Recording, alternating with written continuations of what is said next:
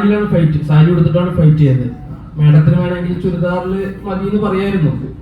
പക്ഷെ എന്തുകൊണ്ടാണ് സാരി തന്നെ മതി, ഞാൻ അത്രയും എഫേർട്ട് ഇട്ട് ചെയ്യും എന്ന് തോന്നിയതാണ്?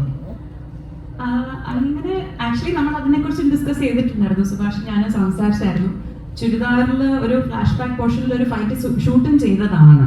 പക്ഷെ സാരിയിൽ ഫൈറ്റ് ചെയ്യുമ്പോൾ കിട്ടുന്ന ആ ഒരു ഫയർ, ഇവരുടെ I mean not taking away from her at all, പക്ഷെ സാരിയിൽ കിട്ടുന്ന ആ ഒരു ഫയർ വേറെ ഒന്നിലും കിട്ടില്ല. നമുക്കൊരു ദേവിയുടെ ഒരു രൗദ്ര രൂപമൊക്കെ കാണുന്ന ആ ഒരു ഫീലാണ് കിട്ടുന്നത്. ആൻഡ് അതിന്റെ പരിമിതികളും ഉണ്ട്. സോ കൊറിയോഗ്രഫിയും അത്രയും ബുദ്ധിമുട്ടുണ്ടായിരുന്നു. അപ്പർ ബോഡി മാത്രമേ കൂടുതൽ ഉപയോഗിക്കാൻ പറ്റുള്ളൂ. കിക്സും കാര്യങ്ങളൊന്നും പറ്റിയില്ല. എനിക്ക് ആ കുറെ കാലുണ്ട്, പക്ഷെ ഒന്നും ഉപയോഗിക്കാൻ പറ്റിയിട്ടില്ല സിനിമയിൽ. പക്ഷെ ആ സ്ക്രീനിൽ കാണുമ്പോൾ ഐ തിങ്ക് ഒരു ഇന്ത്യൻ കോണ്ടെക്സ്റ്റിൽ വെച്ച് നോക്കുമ്പോഴത്തേക്കും സാരിയിൽ കാണുമ്പോൾ അതിൻ്റെ ഒരു സ്റ്റൈൽ, ഒരു ഗെത്ത് വേറെ തന്നെയായിരുന്നു. And I am really glad for Subhash.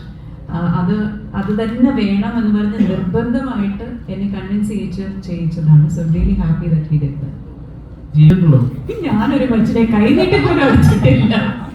വായി വെച്ച് പറയും, കൊടുക്കേണ്ടടുത്ത് കൊടുക്കും. പക്ഷെ കൈ കൊണ്ടുള്ള പ്രയോഗം ഞാൻ ഇതുവരെ ചെയ്തില്ല. പക്ഷെ ഇനി ചെയ്യൂട്ടോ, ഇനി ചെയ്യും. ഇതിനുവേണ്ടി ഞാൻ ട്രെയിനിങ് എടുത്തു. പക്ഷേ ആ കരാട്ടെ ട്രെയിനിങ് പക്ഷേ സാറ് പറഞ്ഞ പോലെ ഫിസിക്കലി സ്ട്രോങ് ആണെന്നുള്ളത് വരുമ്പോഴത്തേക്ക് അകത്തെ കോൺഫിഡൻസ് കൂടും.